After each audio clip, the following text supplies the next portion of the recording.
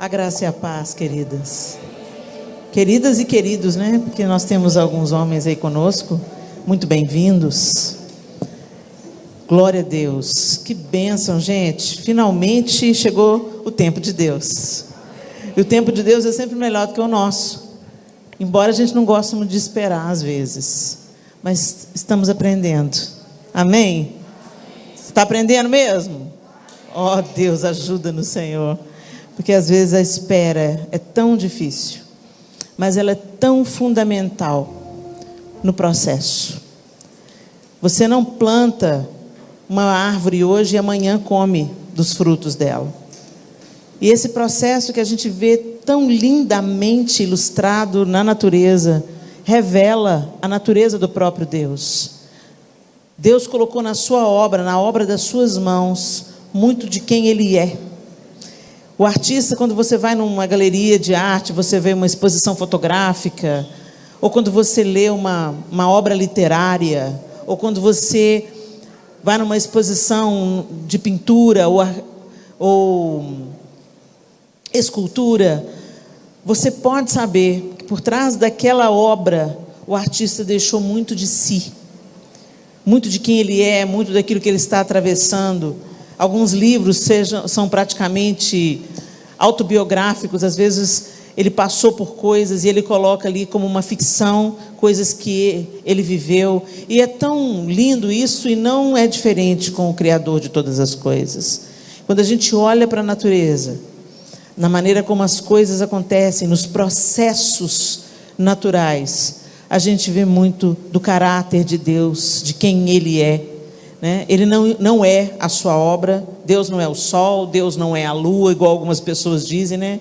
Deus é o sol, Deus é a lua, Deus é as estrelas, Deus é a natureza. Não, a natureza e tudo que é criado, foi criado pelas mãos do autor e consumador da vida, mas certamente muito dele, está expresso através da natureza. Os céus manifestam a glória de Deus, o firmamento anuncia as obras de suas mãos. E na natureza, algo que é muito comum nós percebermos é os processos.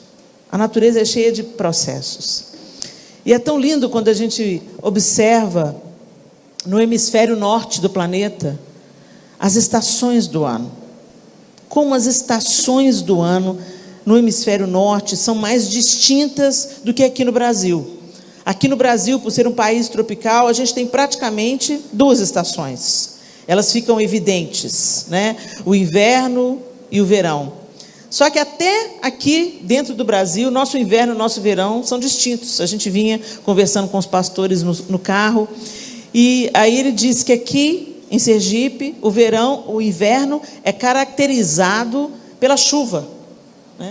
E em Minas é justamente o contrário. Em Minas não chove no inverno, é frio e seca. No sul do Brasil, frio e seca. Na região sudeste, frio e seca. E no nordeste e norte, chuva. E aí vocês acham que é frio, 20 graus. Aí no verão, que para vocês é verão pleno, sol a pino, 40 graus, a gente vem lá do sul fraquinho, todo mundo derrete, e vocês achando tudo máximo, tudo normal, E o verão para nós é um tempo muito quente, mas é o tempo chuvoso. No sudeste, aí vocês sempre vão se lembrar aí das notícias de enchentes que acontecem no sul, no sudeste, é sempre em janeiro, dezembro, janeiro, Então, até mesmo no Brasil, isso é diferente. Mas no hemisfério norte, gente, é muito outono, primavera, verão, inverno. É tudo muito marcado. É tudo muito claro. Não tem dúvida. E eu falo isso porque eu tenho um irmão que mora nos Estados Unidos há 15 anos. Então, ocasionalmente, eu já fui para pregar e a gente também já foi para passar tempo com meu irmão. E como é lindo a gente ver essas características. Por causa disso, eu acredito que influenciados pela natureza, prodigiosa em seus sinais, Então, assim, o outono fica tudo lindo. As árvores ficam vermelhas, amarelas, e alaranjadas. Então, às vezes, você está viajando na estrada assim, você vê pouco verde, mas tudo vermelho, amarelo e alaranjado. Esse processo dura umas 3 semanas. E depois as folhas todas caem. Aí vem o inverno. As árvores, você olha para ela, parece morreu. Não tem uma folhinha para contar a história. Elas ficam secas, sem folha nenhuma, e escuras. Árvores negras. E você olha para elas e fala assim, secou, morreu, não tem vida aí mais. Mas quando vira para a primavera e neva, e fica aquele cenário lindo também, mas cinzento. O verde vai embora. Os dias são curtinhos, as noites longas. Então, 9 horas da manhã, o sol está nascendo, 4 horas da tarde, está escuridão. É muito diferente no inverno. Aí quando chega a primavera, gente, às vezes as árvores nem saiu folha, já está cheio de broto de flor. É um negócio impressionante, e é de um dia para o outro. De um dia para o outro, você olha, a árvore está explodindo em flor e folha. E em uma semana, elas ressuscitaram, parece. Uma coisa linda. Aí fica tudo florido. Aí, como o inverno foi cruel, as pessoas capricham nos jardins e fazem aqueles jardins lindos. Depois, o ciclo retoma. Outono, inverno, primavera e verão. Verão quente, muito quente. Às vezes a gente tem uma tendência de pensar que nos países muito frios não tem calor. São 2 extremos, 40 graus de calor e 17 negativo. Então assim, são extremos. Mas você vê isso de uma maneira muito clara. Talvez por isso as pessoas que moram no hemisfério norte, elas estão acostumadas a esperar a mudança. Porque de um dia para o outro elas já entenderam, pela observação da natureza, que tudo pode mudar. De um dia para o outro. É rápido. Às vezes você está no meio daquele inverno, desesperança, frio, escuridão, e de repente um broto numa árvore e dá aquela sinalização, a primavera chegou. E aí muda o humor das pessoas, muda a disposição das pessoas. E talvez a gente aqui no hemisfério sul, por não ter essas diferenças tão evidentes, talvez a gente seja tão impaciente. E a gente fica com uma pressa de Deus fazer as coisas. E a gente quer ver logo alguma coisa e não acontece. Parece que não acontece nunca. E aí vem a ansiedade e tantas outras disfunções que mais do que nunca a gente está vendo nessa pandemia. O coração começa a acelerar. Às vezes a gente pensa que a ansiedade, né, ela é só a vontade de que o futuro aconteça logo. Essa aí é a ansiedade branda.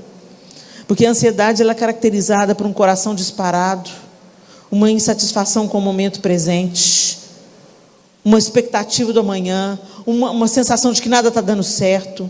E ela começa a somatizar, o corpo começa a sentir sudorese, você pensa que vai morrer. Tem gente numa crise de ansiedade, pensa que vai morrer. Eu já tive uma crise de ansiedade, é pavoroso. Você tem certeza que você vai morrer. Parece que você vai ter um infarto, é um pré-infarto. Então seu coração acelera, você tem sudorese, pensamentos de morte e pensamentos ruins invadem a sua cabeça e você pensa, meu Deus, o que está acontecendo? Ansiedade. Esse excesso de futuro. A gente querendo viver no amanhã, enquanto hoje ainda nem se completou. Abra sua Bíblia comigo em Êxodo, capítulo 15. Êxodo, capítulo 15.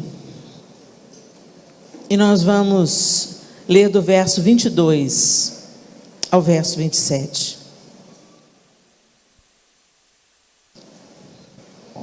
Deus levantou Moisés como libertador do seu povo no Egito. Deus chama Abraão, faz uma promessa a Abraão, que dele faria uma grande nação. Então Deus chama Abraão para fundar, através de Abraão, o seu povo Israel. E Abraão é chamado, e ele não tinha nenhuma outra referência a não ser o próprio Deus. Por isso que a Bíblia diz que a fé de Abraão lhe foi imputado por justiça.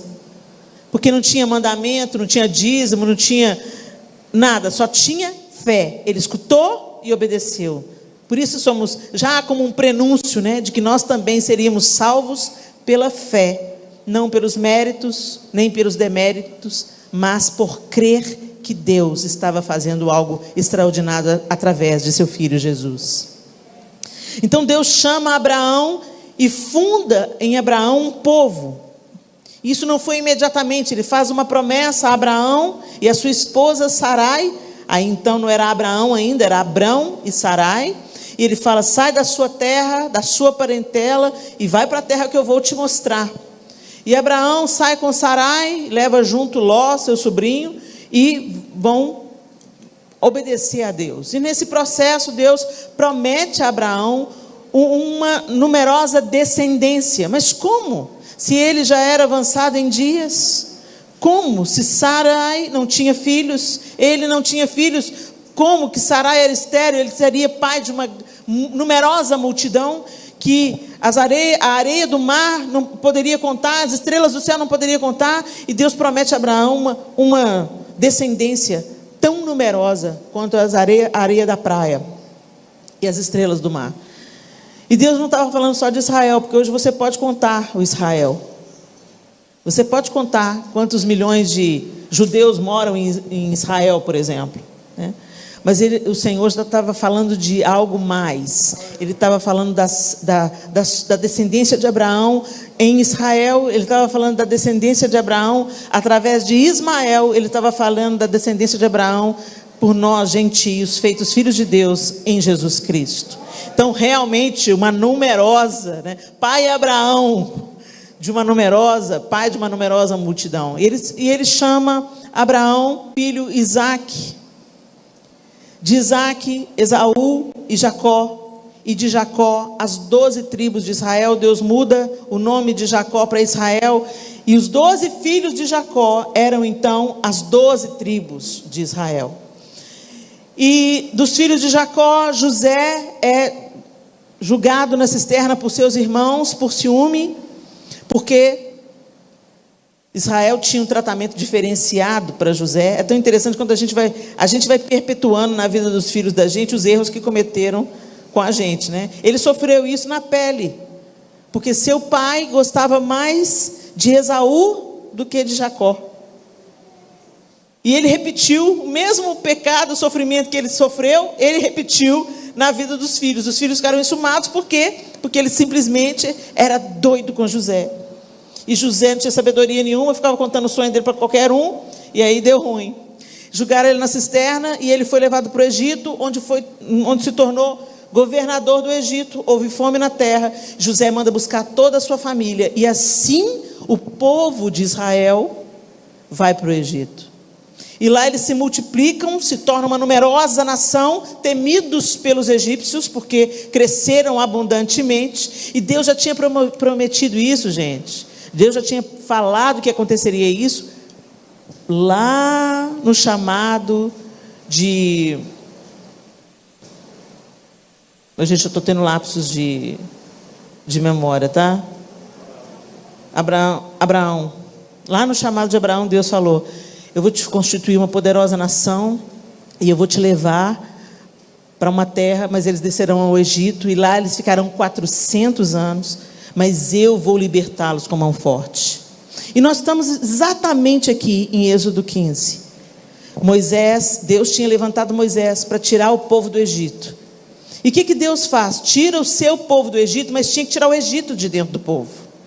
Por isso Deus leva o seu povo para o Sinai. E lá no Sinai, Deus daria ao seu povo novas leis e estatutos. Por quê? Porque eles estavam contaminados com a forma de viver dos egípcios. Isso era tão real, que foi só Moisés demorar um pouco com as tábuas da lei lá em cima do monte, que eles já fizeram um bezerro de ouro e falaram que era o Deus deles. Porque eles tinham que dar uma imagem para tudo, porque eles viram os egípcios fazendo isso. Mas Deus acabara de executar juízos sobre as divindades egípcias. Cada praga do Egito simboliza um juízo de Deus sobre uma divindade, inclusive Faraó, porque Faraó era considerado como um deus. Então, por isso que a última praga foi a morte dos primogênitos, inclusive de Faraó. mostrando que Faraó não era Deus.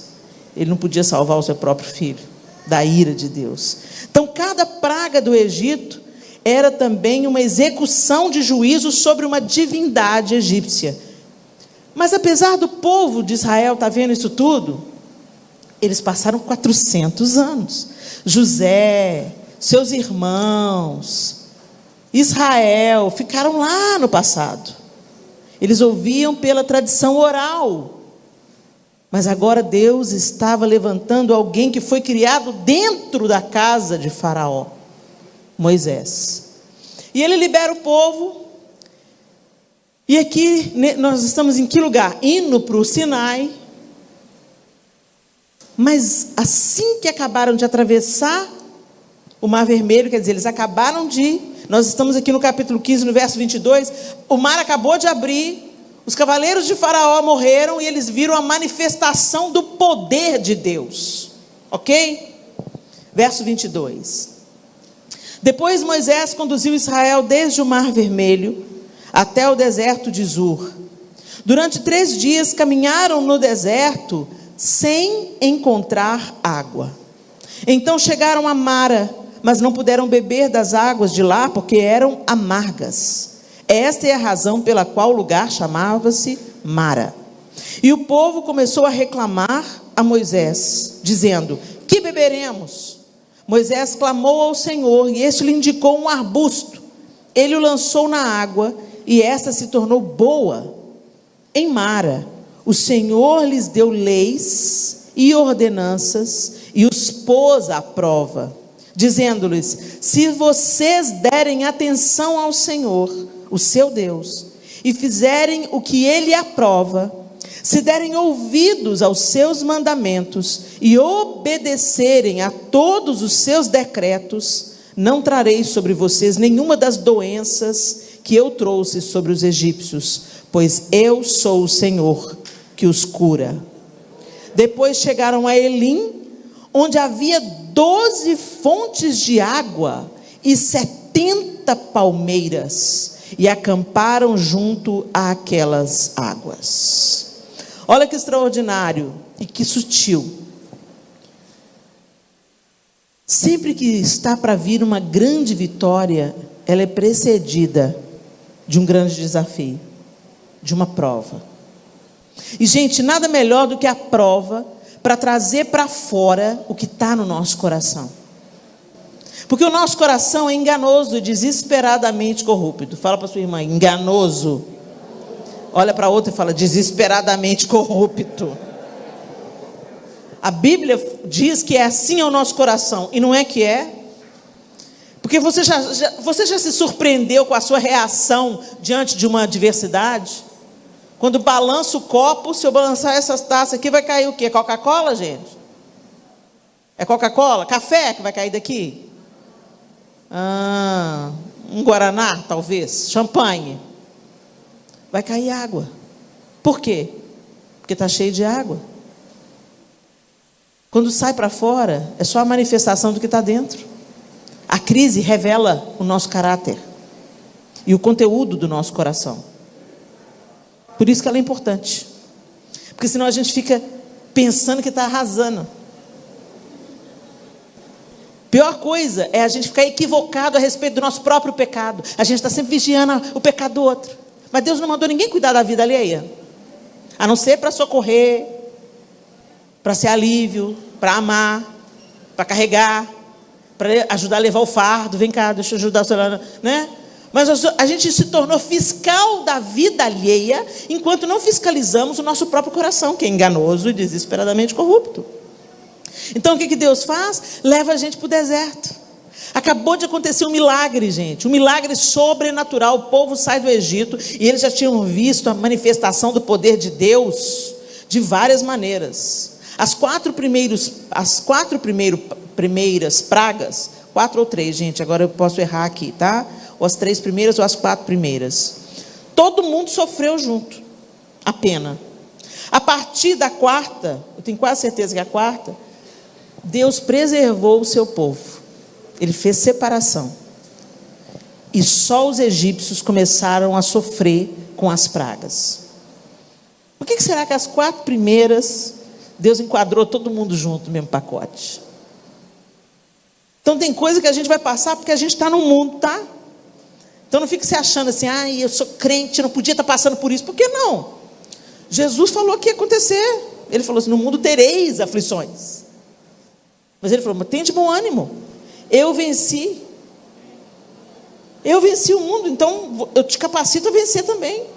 A atravessar isso aí, a vencer, e a sua vitória vai redundar para a glória de Deus. Muito bem. Aconteceu as pragas, eles assistiram, eles viram o livramento de Deus. Deus livrou todo Israel da morte dos seus primogênitos. Deus tira eles com mão forte. E Deus falou assim, ela pode pedir tudo para os egípcios, que vocês vão despojar eles. Eles entregavam ouro, eles entregaram tudo para o povo, sem precisar de saquear ninguém. Só falou, me dá aí, toma. Deus inclinou o coração dos egípcios até para o povo sair da terra rico. Eles colocaram objetos de ouro, pedras preciosas na mão desse povo, e eles partiram para adorar a Deus. Aí Deus abre o mar. Já parou para pensar o que é isso, gente? Sopra um vento, encosta a água, assim, ó, o paredão de água, e você passa no meio do mar. Sobrenatural. Foi algo tão extraordinário que Miriam passa a mão no tamborim do outro lado do mar, e eles começam a celebrar. Mas daqui a pouco anda um dia, anda 2, anda 3, e cadê a água? No deserto, sem água. De que equivale aquele ouro todo que foi saqueado no Egito? De que equivale tudo que eles trouxeram? Se não tem água. E aí eles começaram a murmurar. Começou a murmurar, que beberemos? Porque chegaram numa fonte, e a fonte estava com a água amarga. Eles, no instantinho, Moisés mudou de herói para vilão, no instantinho. Isso acontece tanto na nossa vida, né? Às vezes a pessoa foi uma bênção na sua vida, a vida inteira. Mas um dia, ela não satisfez a sua expectativa sobre ela. Ela não enquadrou naquilo que você acha que ela deveria ser, ou que você acha que ela deveria fazer, ou talvez ela tropeçou de uma maneira feia, pisou na bola. Tudo que ela fez de bom, a gente esquece, e ajuda a propagar o escândalo. Isso não agrada a Deus. Sabe por quê? Porque a gente é tudo do mesmo material. Nós somos todos feitos da mesma matéria, e todos nós somos sujeitos à queda. Nós somos sujeitos à queda, nossos filhos são sujeitos à queda, pessoas que a gente ama e preza são sujeitos à queda. E aqui a gente vê essa natureza antiga, humana, manifestada. E eles começam a reclamar, e Deus dá uma estratégia para Moisés, e Moisés, algumas traduções dizem arbusto, outras traduções dizem árvore, e tem uma tradução que diz um tronco. Mas o fato é que o que Deus mandou Moisés jogar dentro da água, sarou a água. E eles beberam, saciaram a sua sede. E aí o Senhor fala para eles: se vocês derem atenção ao Senhor, se vocês derem atenção ao Senhor, o seu Deus, e fizerem o que Ele aprova, se derem ouvidos aos seus mandamentos e obedecerem a todos os seus decretos, não trarei sobre vocês nenhuma das doenças que eu trouxe sobre os egípcios, pois eu sou o Senhor que os cura. Aqui Deus está dando uma nova perspectiva para eles, já introduzindo o que Ele iria fazer lá no Sinai. Ele já começou a preparar o coração do povo, o caminho do povo, sinalizando para eles que a partir daquele tempo, deixando o Egito para trás, eles teriam que viver de um outro jeito. Essa pandemia está sendo um deserto muito oportuno. e que está trazendo o que estava oculto no nosso coração à tona. Tem gente que foi embora da igreja e nunca mais vai voltar. Tem gente que se acomodou e só vai assistir o culto através da transmissão online, porque pode assistir o culto comendo pipoca, de pantufa, pijama, e não vai precisar de aguentar os seus irmãos crentes chatos.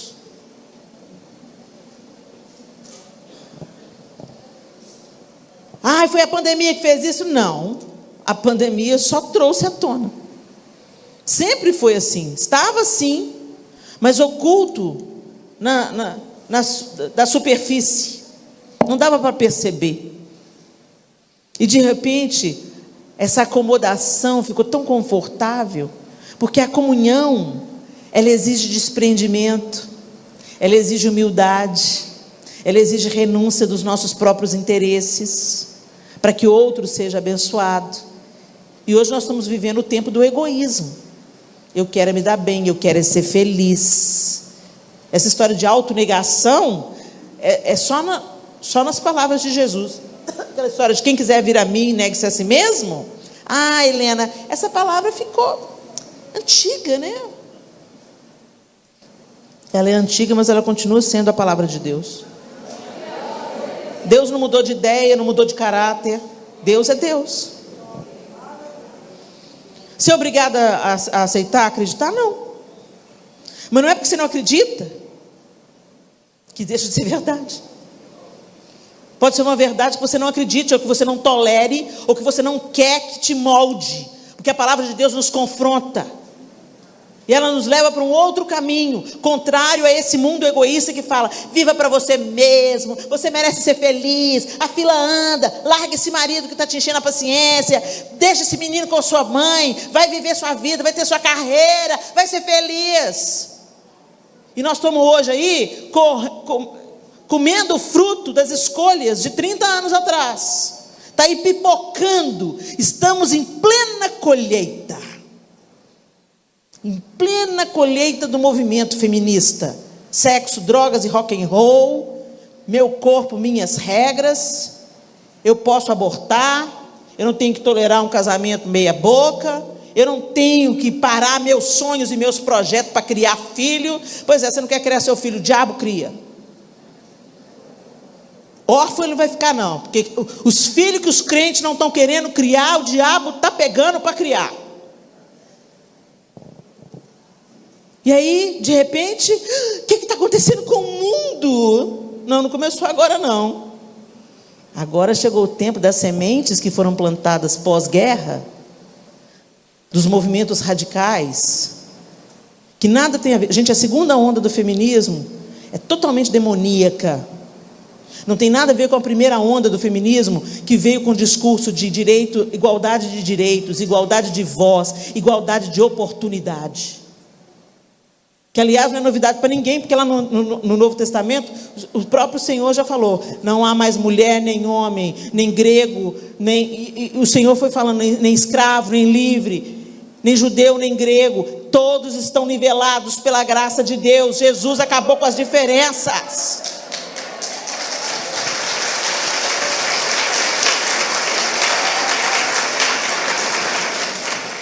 Helena, mas acontece que não é isso que está na prática. Não é isso que está na prática, porque o povo não está vivendo o evangelho. Porque se o evangelho estivesse sendo pregado e vivido, não precisaria de vir as ideias do diabo: sexo, drogas, rock and roll, você merece ser livre. Uma pseudo-liberdade que só está escravizando ainda mais, praticando o maior feminicídio de todos, porque o feminismo mata o feminino. As mulheres mandam mais que os homens, bebem mais do que os homens, estão morrendo mais do coração que os homens,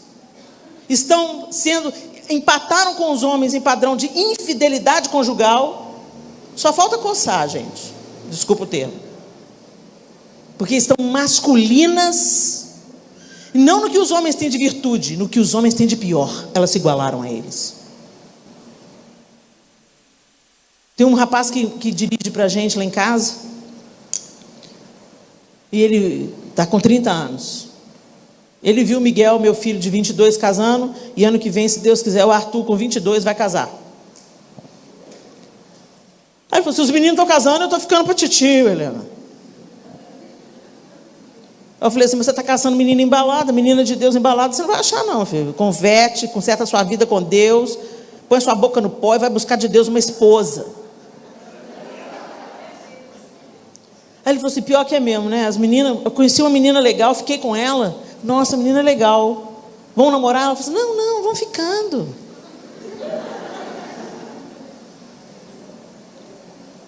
Elas mesmas se colocam hoje no status de, vamos pegar a geral, entendeu? Sem compromisso esse negócio. Só que elas esquecem que as curvas vão embora, a idade chega, ela não é mais um brotinho. Vira abóbora depois da meia-noite. E aí que é o príncipe encantado. Gente, nós estamos vivendo um tempo muito complicado. Mas é tudo colheita de um ensino equivocado, distanciado das Escrituras. Por isso eu quero te falar, a palavra de Deus é a palavra de Deus. E o problema que está rolando aí é porque as pessoas não estão tendo acesso à liberdade que Jesus conquistou para nós. A plenitude que Ele conquistou para nós. Se as pessoas estivessem vivendo o Evangelho, mulheres não eram espancadas nem mortas. Se as pessoas estivessem vivendo o Evangelho, mães estariam ensinando aos seus filhos que isso sim é empoderamento feminino.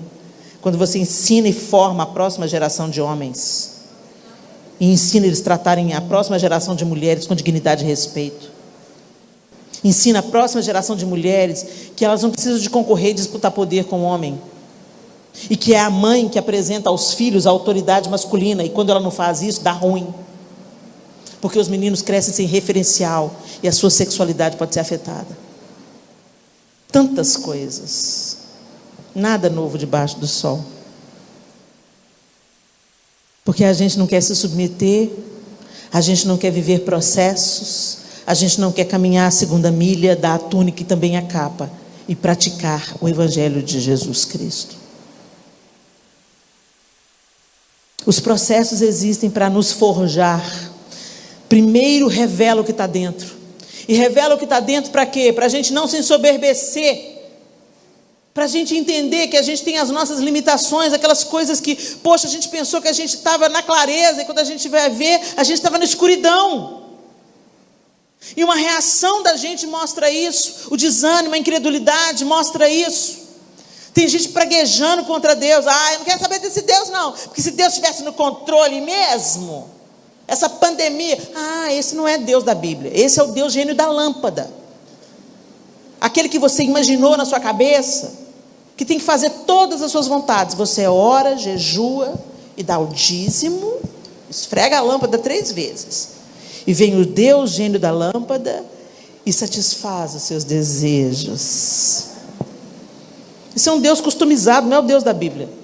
Ou então Deus Papai Noel. Se você fizer tudo certinho, ganha estrelinha e presente no Natal. Então se você sabe obedecer os mandamentos, a lei, tudo, Deus tem a obrigação de te salvar, de te cuidar, de te proteger. Gente, Deus não nos deve nada. Ele nos deu o seu único filho. E a Bíblia diz, Ele prova o seu amor para conosco, por ter Cristo morrido na cruz, sendo nós ainda pecadores. Deus não nos amou quando a gente estava bonitinho, cheirosinho, entendendo e aceitando o amor dEle. E é esse mesmo prumo que Ele colocou para a gente, como eu vos amei, vocês vão amar uns aos outros. Vocês vão amar o imundo, vocês vão amar aquele que me despreza. Exatamente como vocês estavam antes de entender o meu amor. Mas a gente tem um amor seletivo. A gente ama os irmãos que são tudo cheirosinho e ama a Deus como a gente ama. Isso não tem nada a ver com o cristianismo e o Evangelho de Jesus Cristo. O Evangelho de Jesus Cristo põe a mão na massa, desce na sarjeta, porque Ele começou dando o exemplo. Ele deixou o céu, a glória e encarnou. Só isso é descer para a sarjeta. E habitou entre nós durante 30 anos. Sendo o quê? Sendo gente. Mas a gente acha que a gente está acima dos normais, somos os sobrenaturais. Cristãos. Tão lindos. Tão puros. Misericórdia, sangue de Jesus tem poder.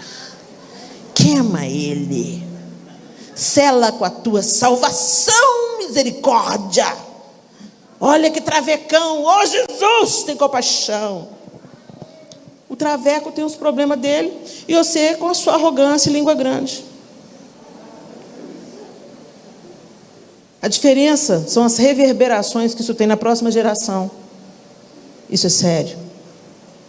Porque quem peca com pecado sexual, e pecado sexual é adultério também, viu, gente? Pecado sexual também é fornicação. Quem está transando aí antes do casamento, tá bom? Só para lembrar. É pecado. Ai, Helena, em pleno século XXI é pecado, amor. Viu?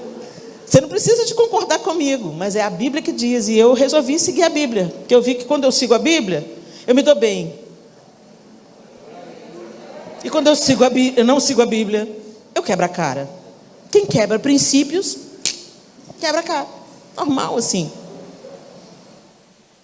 Então eu escolhi crer, além das canções, e escolhi viver para Deus, além das camisetas escrito o Evangelho. O Evangelho não é uma camiseta estampada.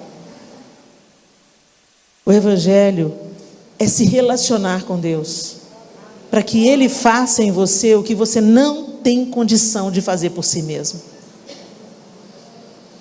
A gente se torna semelhante àquilo que a gente contempla. E se você contempla Deus, você vai se tornando cada vez mais parecido com Ele. E isso não é um fardo, isso é um fato. Agora, se você não contempla Deus, não acha que você no seu esforço você vai conseguir. O que você consegue no seu esforço, você consegue por um tempo e te deixa arrogante, porque o que nós conquistamos em santificação só pelo nosso esforço e não com o nosso esforço aliado à dependência de Deus, nos envaidece. A gente pensa, eu sou melhor do que fulano, porque eu oro 3 vezes por dia.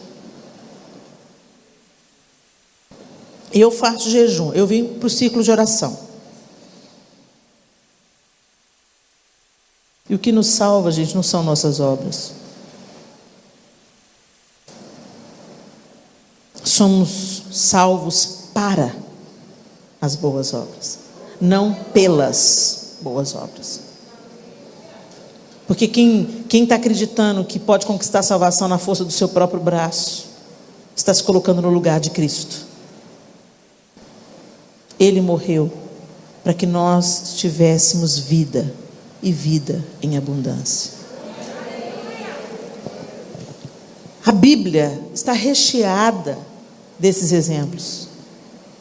Mara foi isso. Deus pega amorosamente o seu povo e leva para um lugar de águas amargas. Você pensa que quando Jesus começou o seu ministério, ele não começou com não, ensinando no templo, não, ele começou no deserto. Ele saiu do batismo de João Batista e foi para o deserto para ser tentado por Satanás, antes de começar o ministério. Antes de Deus te entregar o que Ele tem que te entregar, Ele tem que tirar os excessos. Para dar mais fruto ainda, tem que ter poda. Esse é o Deus da Bíblia. Esse não é o Deus Papai Noel. Esse não é o Deus da lâmpada. Então eu quero te dizer, às vezes você está decepcionada com Deus. Ah, Helena, porque Deus me prometeu. Que Deus? O Deus da Bíblia ou o Deus Papai Noel? Gente, isso é muito importante vocês discernirem, porque o povo customizou Deus, imaginou um Deus que vive para atender os nossos caprichos. Não, porque Deus quer me ver feliz. Nem sempre. Que isso, Helena? Não, então vou trazer uns exemplos para te lembrar aqui. Vamos lá. Deus queria ver José feliz, mas deixou que os irmãos dele lançassem ele no fundo de uma cisterna? Deus não era poderoso para interromper esse processo? Deus não era poderoso para criar um caminho para José, mais fácil para José virar o governador do Egito? Deus não tem poder para isso, gente? Deus tem. Então por que Deus Deus levou José para a cisterna. Depois Deus fez uma caravana de egípcios levar ele para o Egito, ser vendido como escravo. Depois ser injustamente acusado pela mulher de Potifar, preso e esquecido numa cadeia por 11 anos. Cadê o poder de Deus? O poder de Deus estava sobre José, sustentando José e forjando o caráter de José.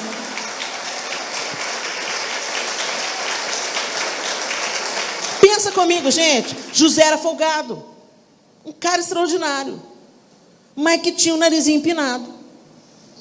A Bíblia não fala para a gente não contar a vantagem, para a gente não falar bem de nós mesmos, que seja a boca de outros que te louve, não a sua. Esse é o caráter de Deus. Quem ensina isso é Deus. Esse é um princípio divino. Não fique aí se gabando das coisas que você faz, não. Deixe que outro elogie você. Não fique se autoelogiando, não. Não fique contando vantagem para os outros, não. Cada um sabe dos seus problemas. Isso é um princípio divino. Mas não era isso que José estava lá na sua carência, porque os irmãos já tinham ele atravessado por causa de ciúme do pai. Porque ele ganhou uma veste toda especial que os outros irmãos não tinham. Ele foi lá desfilar a veste. Fica quietinho.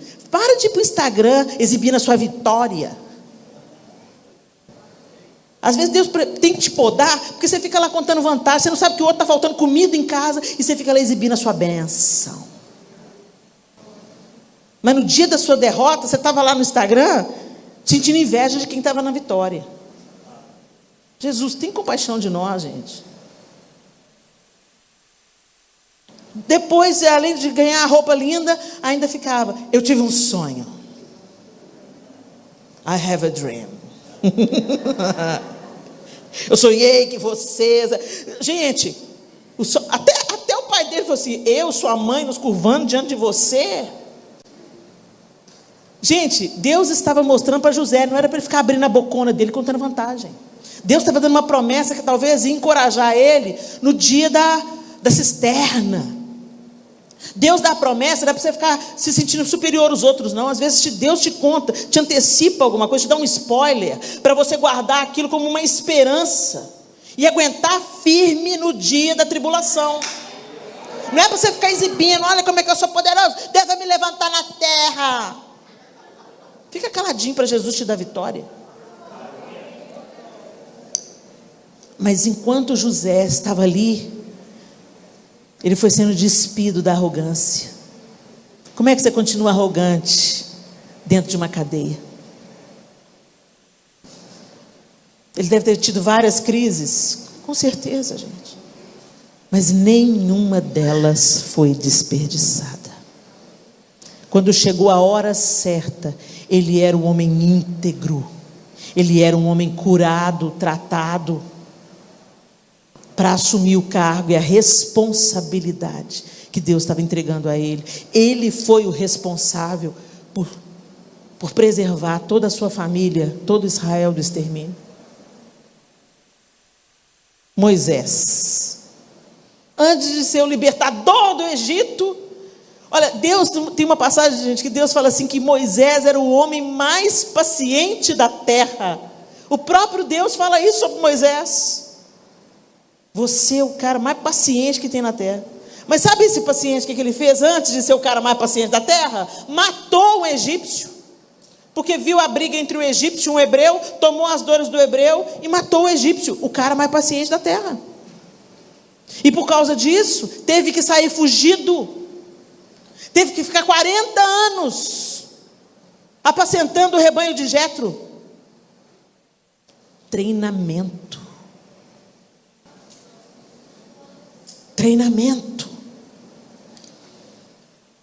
Ele cresceu na casa de Faraó. Talvez ele pensou: eu cresci na casa de Faraó, agora eu vou chegar lá, Deus vai me levantar como libertador.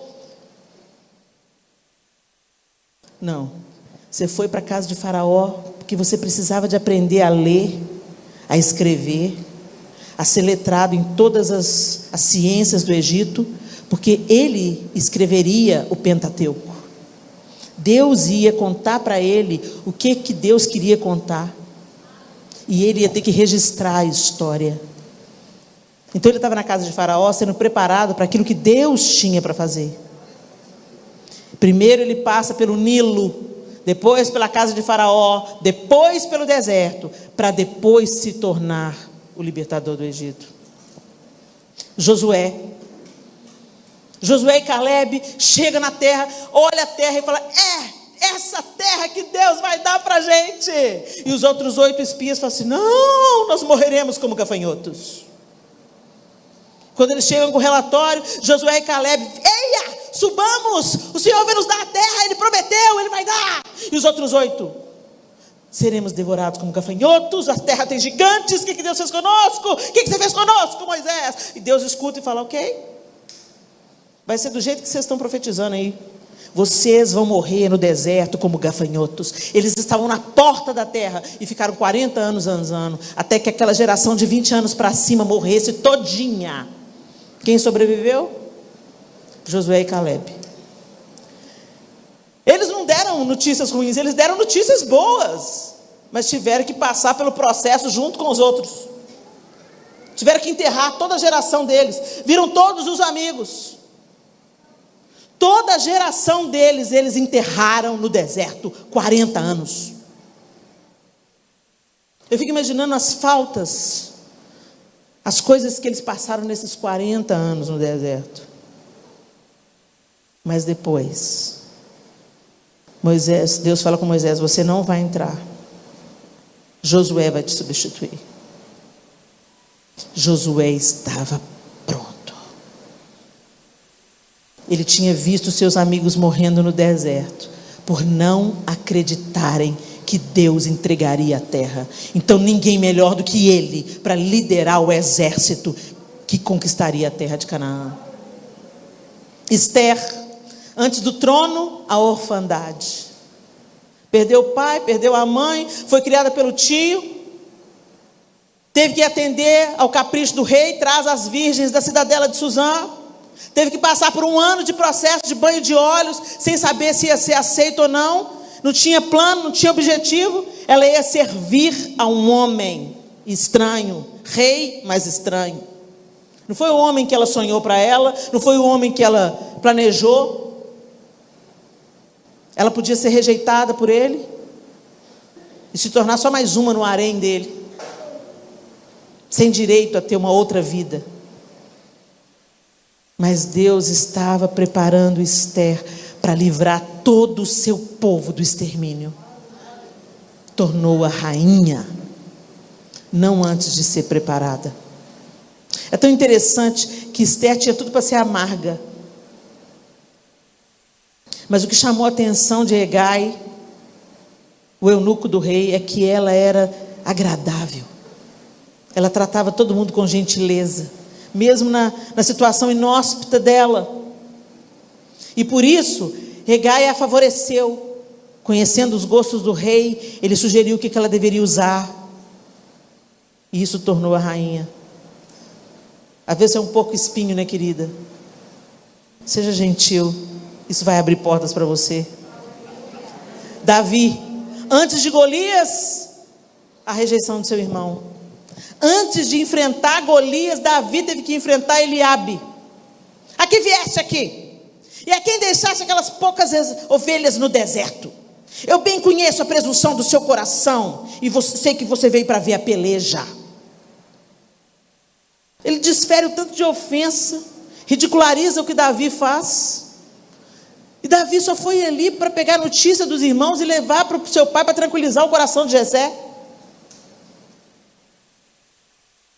Antes de enfrentar o gigante, Davi teve que enfrentar alguém, a inveja, dentro da sua própria família. Você já pensou o que é isso, gente? Nesse contexto cultural, o irmão mais velho é o herói.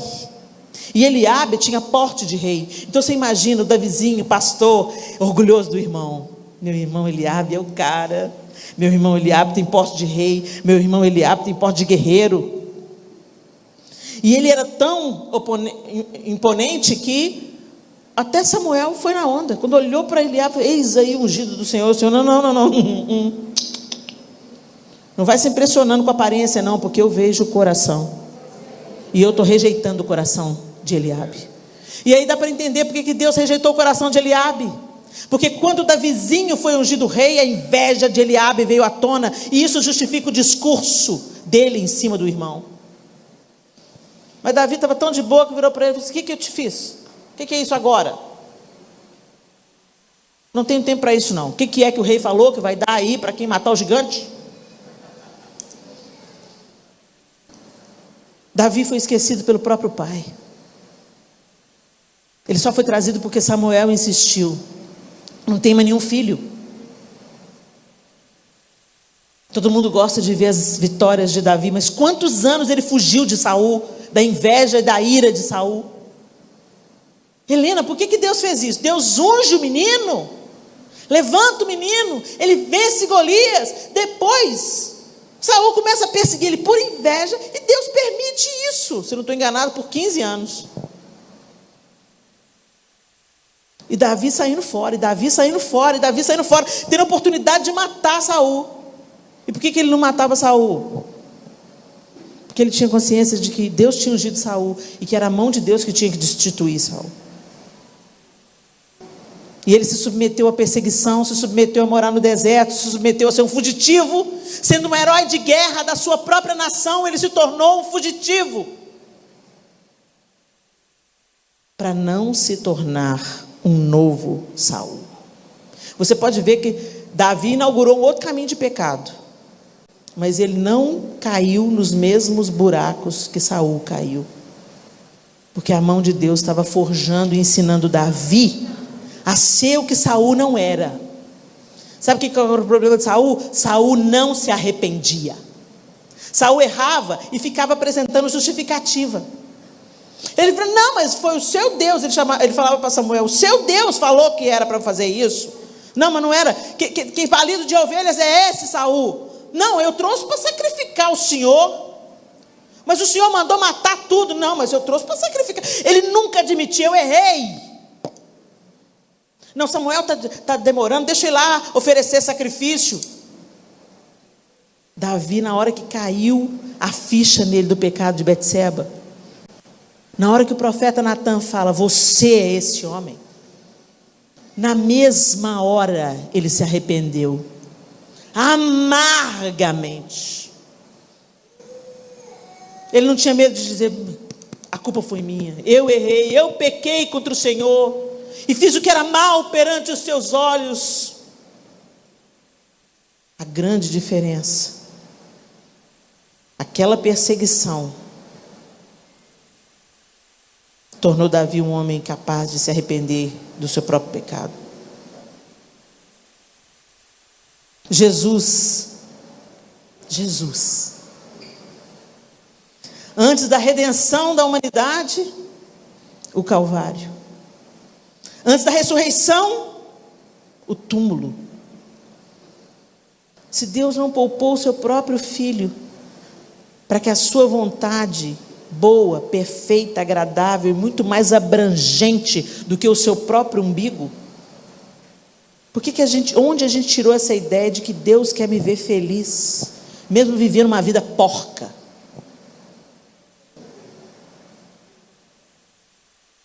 Se for preciso, Deus vai te prensar para sair azeite, para a sua vida sair perfume que perfuma a vida de outros. Deus não governa o seu mundinho particular, Deus governa as galáxias, Deus governa todas as coisas, e tudo que Ele faz tem um propósito maior do que apenas nós mesmos. Passa por nós, nos cura, nos alcança, nos transforma, nos liberta, nos sara, nos levanta, nos encoraja e transborda. É para algo maior, mas a gente está modelado dentro de um mundinho egoísta, enquanto o próprio Deus é totalmente altruísta, porque Deus amou o mundo de tal maneira que Ele deu. Mas a gente não quer dar nada, a gente só quer receber. Que cristianismo é esse, gente? É tempo de nós entendermos que há tempo de chorar, há tempo de sofrer, há tempo de perder. Mas o lindo é saber que nas mãos do Senhor, nem a nossa perda nem o nosso luto, nem a nossa lágrima, nem a nossa dor ficará infrutífera. Deus faz com que todas as coisas cooperem conjuntamente para o bem daqueles que amam a Deus, para aqueles que são chamados segundo o seu propósito. Ele te esmaga hoje para você não se perder amanhã. Ele te aperta hoje para você não abusar de outro amanhã. Ele permite uma perseguição hoje para você não se tornar um perseguidor amanhã. E nós estamos expostos à maldade do mundo. Consequência da queda. Não é Deus que está aí, ó, te perseguindo e vou fazer você sofrer. Mas às vezes Ele permite para tratar, para aparar as arestas.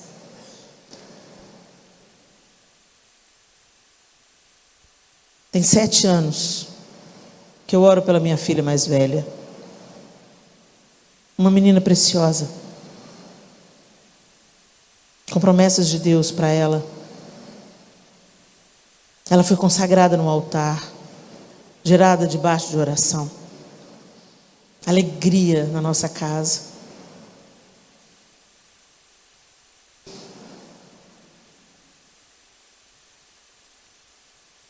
Cada um tem um caminho.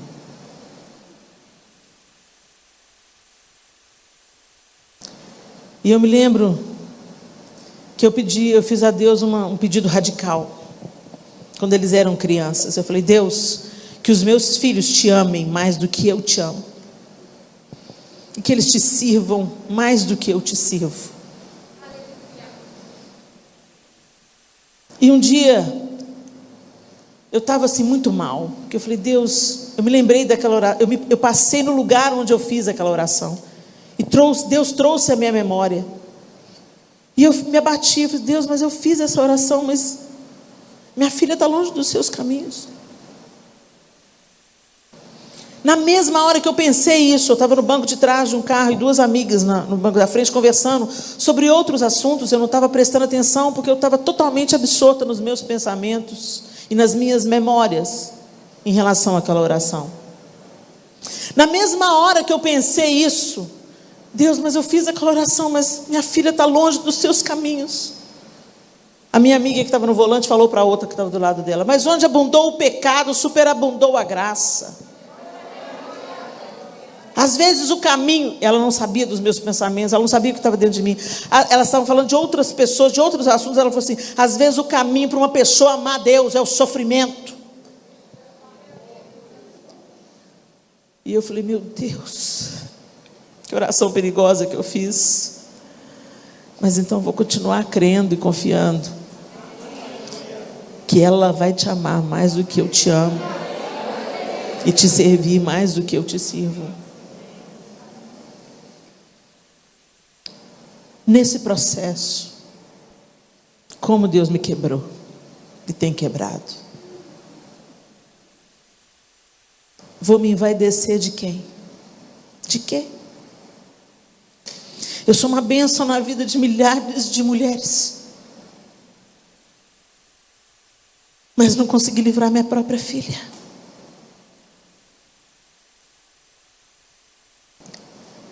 Para eu me lembrar todos os dias que o poder é de Deus. Eu sou só um vaso de barro. Eu nunca mais vou abraçar uma mãe com um filho desviado do mesmo jeito. Eu nunca mais vou fazer uma oração meia boca por uma amiga que também está com o filho desviado. Mas isso eu aprendi, tenho aprendido no deserto. Aprendi que Deus não me deve nada, e que Ele é bom o tempo todo, no deserto.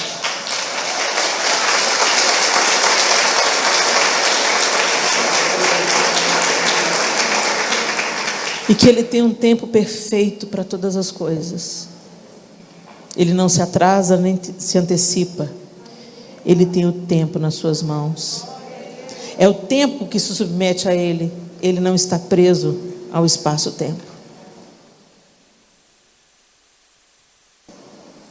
E se nada acontecer do jeito que eu espero que aconteça, ainda assim Ele é digno de toda honra, toda glória, todo louvor eternamente. Ele é digno, Ele é digno, Ele é digno, Ele é digno. Ele não poupou o seu próprio filho. Ele viu os pecados do mundo inteiro sobre o seu filho. O que eu passo não é nada comparado a isso. Feche os seus olhos. Assim diz o Senhor: aquele que fez um caminho pelo mar, uma vereda pelas águas violentas, que fez saírem juntos os carros e os cavalos, o exército e os seus reforços, e eles jazem ali para nunca mais se levantarem, exterminados, apagados como um pavio. Esqueçam o que se foi, não vivam no passado. Vejam, estou fazendo uma coisa nova, ela já está surgindo. Vocês não a reconhecem? Até no deserto vou abrir um caminho e riachos no ermo. Isaías 43, 16, 19, palavra do Senhor. Mesmo quando nós não entendemos, Ele continua sentado em um alto e sublime trono. Ele não perdeu o poder.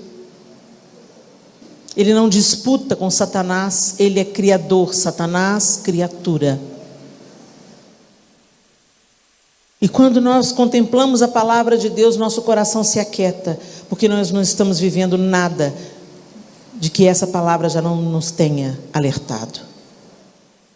Os desesperados são aqueles que não conhecem as Escrituras. O relógio de Deus está andando. Os acontecimentos estão se precipitando. E tudo o que Ele falou está acontecendo. Olhem para a figueira. Contemplem o que o Senhor está fazendo. E se lembrem da nossa esperança. Nós estamos tão enredados pelo egoísmo e pela esperança nas coisas temporais, que nós nos esquecemos da promessa bíblica de que haverá um novo céu e uma nova terra. Que o governo de justiça e retidão, que aguardamos ansiosamente que seja estabelecido, não pode ser estabelecido por homem algum, por mais bem intencionado que ele seja. A justiça, a retidão, a igualdade, só o Messias pode estabelecer. A nova Jerusalém vai descer do céu. E quem vai reinar é o próprio Cristo. Vocês lembram do aleluia de renda? E Ele reinará para sempre. É a nossa esperança que cantamos nas viradas do ano, nas cantatas de Natal. A nossa esperança é que Ele enxugará dos olhos toda lágrima, e a morte não mais existirá. Os mortos em Cristo ressuscitarão primeiro, e a justiça reinará. É isso que nós estamos aguardando, gente. Enquanto estamos aguardando, que vivamos hoje como a sombra daquilo que estamos para experimentar. A sombra da justiça, a sombra da retidão, a sombra da verdade. Que a nossa vida hoje aponte para aquilo que esperamos. Que a vida de Deus em nós leve esperança para aqueles que ainda não o conhecem. Os que são de Deus não odeiam. Os que são de Deus perdoam. Os que são de Deus caminham a segunda milha, dão a túnica e a capa. E quando estiverem sendo mortos, dizem: perdoe-lhes, eles não sabem o que fazem. Bem-vindo ao cristianismo. Isso é cristianismo. Não é ser frequentador de uma entidade evangélica. Cristianismo é uma vida que aponta para Cristo.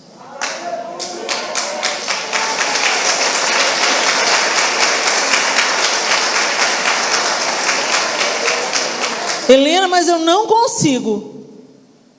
Cola nele. Se aproxime dele. Quando você anda muito junto com uma pessoa, você acaba ficando parecida com ela. Você pega o mesmo jeito de falar, o mesmo jeito de vestir, o mesmo jeito de sentir. Por isso que ele veio fazer reconciliação. Ele veio religar um relacionamento, ele não veio fundar uma religião. E às vezes a gente está invertendo as coisas e adotando a religião como a nossa esperança. A nossa esperança é Cristo.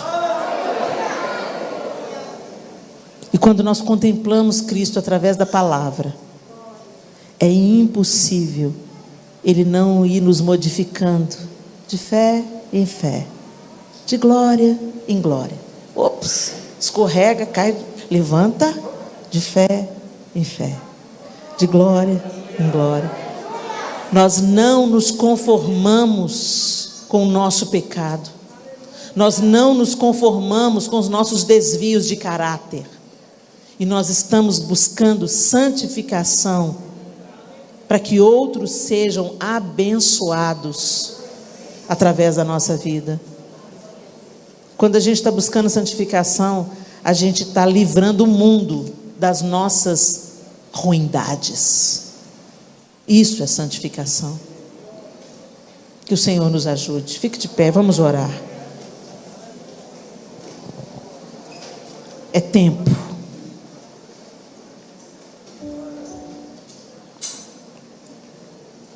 É tempo de voltar.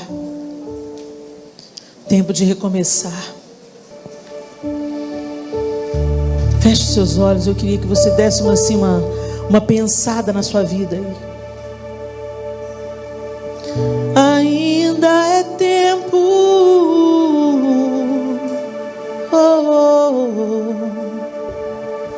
Ainda é tempo. Retoma de onde houve um abalo. Retoma de onde houve uma queda. Retoma de onde houve uma derrota. Retoma o teu caminho. Retoma o teu lugar. A porta permanece ainda aberta. Não fique esperando, pode entrar. Na hora o confronto dói, mas cura. Aceite a correção,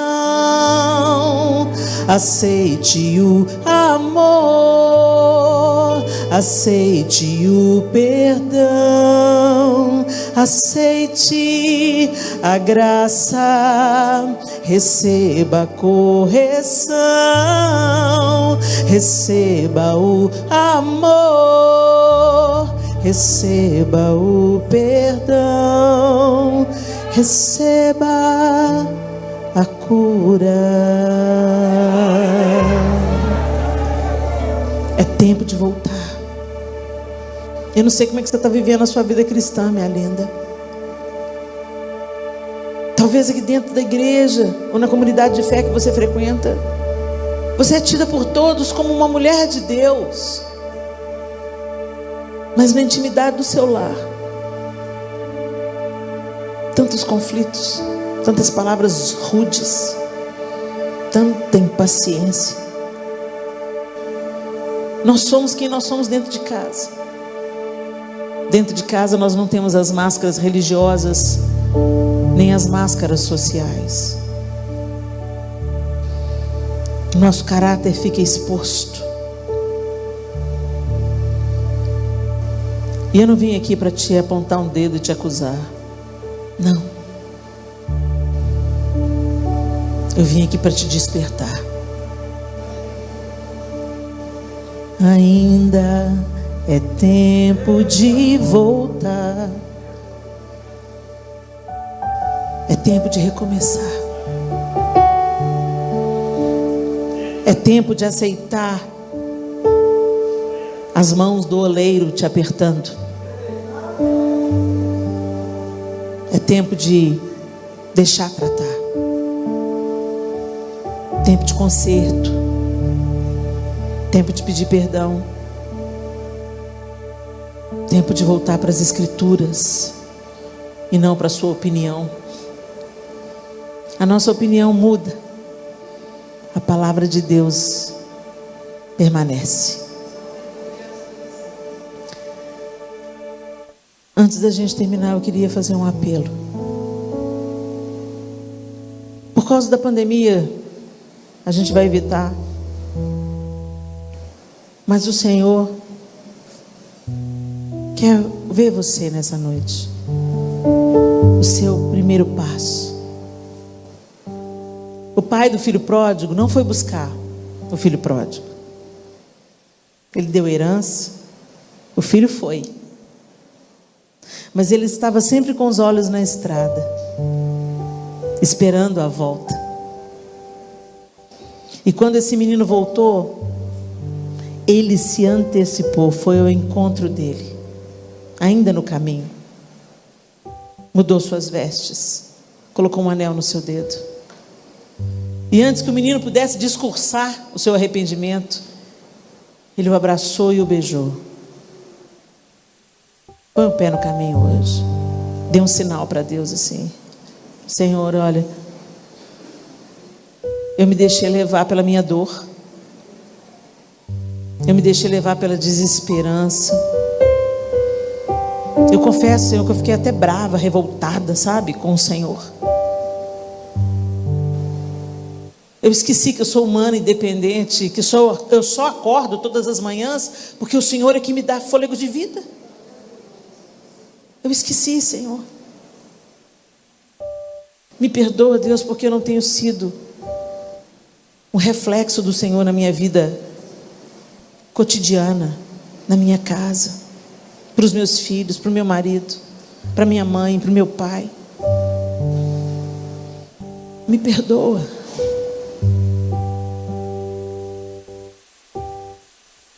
Eu não sei qual que é a sua oração, porque só você sabe a sua história. Eu estou aqui usando vários exemplos, mas só você sabe o que precisa ser consertado hoje. E não subestime a oração. Não subestime quando você ergue a mão e fala: Senhor, sou eu.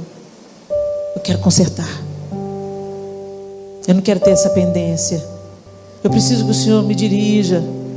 Eu preciso que o Senhor me ajude nas minhas debilidades, na minha humanidade, nas minhas incapacidades, que são muitas. Mas o Senhor é grande, e o Senhor é amoroso, e o Senhor pode fazer em mim. E eu quero que o Senhor faça. Eu gostaria que todos fechassem os olhos agora, para que não haja nenhum tipo de constrangimento. Não é entre eu e vocês, é entre vocês e Deus. Eu sou só uma facilitadora aqui.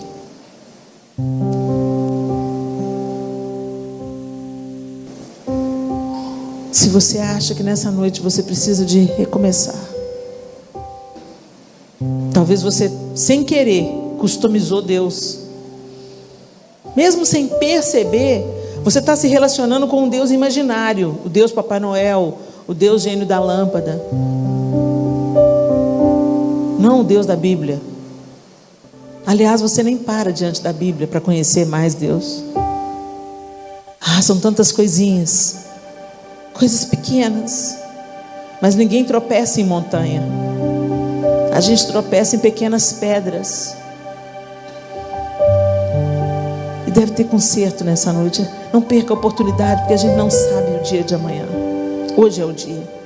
Então, se você quer fazer essa oração,